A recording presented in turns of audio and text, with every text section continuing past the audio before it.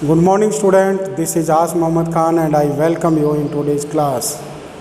Today we will discuss one important law. It is known as Ohm's law and it was given by a great scientist, and the name of that scientist is student George Simon Ohm.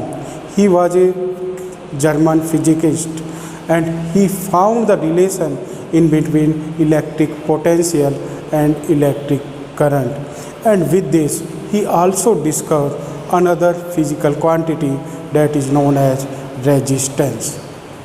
So today we will discuss about this law in detail. According to this law, when in a particular circuit student, when the electric potential is applied, then that electric potential is directly proportional to the electric current. Means if we increase the electric potential, then due to that increasing, the electric current is also increased, and this type of circuit is used in that. And in this, first what he did student, he took only one cell, and after that cell he found the current with the help of that electric cell, and after that he increased the potential difference one by one, and with this he also noticed the electric current, and he found that when he increased the electric potential, then the current was also increased if the physical condition remains constant. Now what are the physical conditions student? Physical condition means the nature of wire through which the electric current is passed, temperature and pressure. These are the physical conditions, and those conditions should be remain constant student. If they are not constant, then we can't get this law or we can't prove this law. So physical conditions should remain constant in Ohm's law or to prove the Ohm's law. Now what is this law student? The potential difference V across the ends of a given metallic wire in an electric circuit is directly proportional to the electric current if the physical conditions like temperature and pressure remains constant. Means electric potential is directly proportional to the electric current. So he found the relation in between electric potential and electric current student.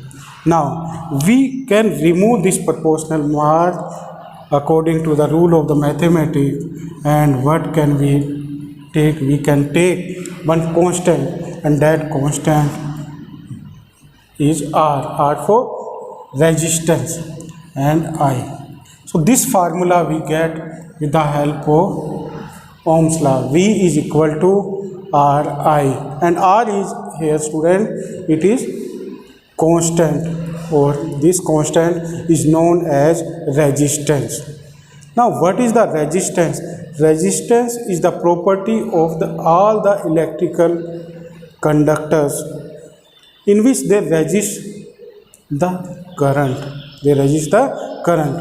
And this property is known as resistance, or this ability is known as resistivity, and in our next segment we will discuss about it, resistivity. So this is the resistance friend, and with the help of this we also get the formula of the resistance. And what is the formula of the resistance? R is equal to V upon I. So this formula we get with the help of Ohm's law. Now with the help of this you can also write the definition. The electric potential per unit electric current is known as resistance. According to this, the resistance is directly proportional to the electric potential. If the electric potential will be more, then the resistance will be more student. Or if the electric current will be more, then the resistance will be less, because resistance is inversely proportional to the electric current. Now we come on the unit of the resistance. This particular property or this physical quantity was discovered by George Simon Ohm. That's why this resistance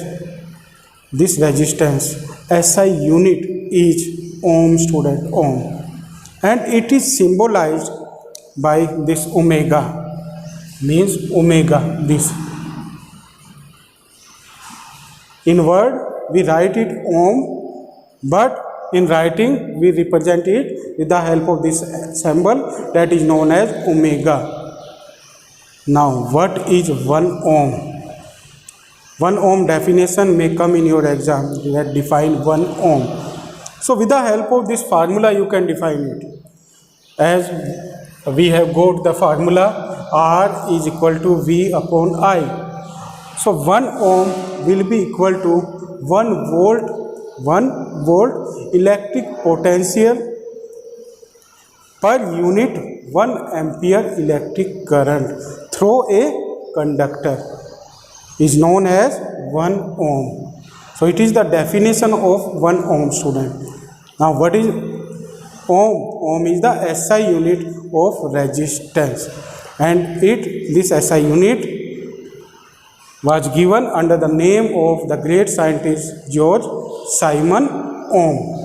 So it is about the resistance. Now you tell me, which substances have more resistance? Yes, tell me. Insulator, student, insulator have the more resistance, due to which we can't pass the electric current through them. And after that there is the semiconductor also have a high resistance, like some conductors that are used in the heating devices, they also have the high resistance. So it is about the resistance, and resistance was given by the George Simon Ohm. And the graph that we get with the help of or in the proving of Ohm's law, it is straight line graph, student, straight line graph. In this axis, x-axis, represent the electric current, and this y-axis is represent the electric potential, and this point is known as origin. So the straight line graph we get to prove the Ohm's law, in which we take the electric potential. What is the source of the electric potential, student? In a circuit, what is the source? It is the battery or the electric cell. And if we increase the voltage with the help of the battery, or we increase the electric potential, then the current is also increased in the same ratio, because the electric potential is directly proportional to the electric current. If we increase the electric potential, then the electric current will be also increased if the physical conditions remain constant. So it is about the Ohm's law, and with the help of the Ohm's law we get the physical quantity that is known as resistance. And what is the SI unit of the resistance? It is ohm.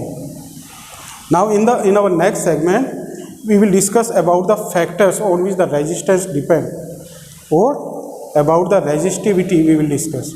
So thank you very much and have a pleasant day.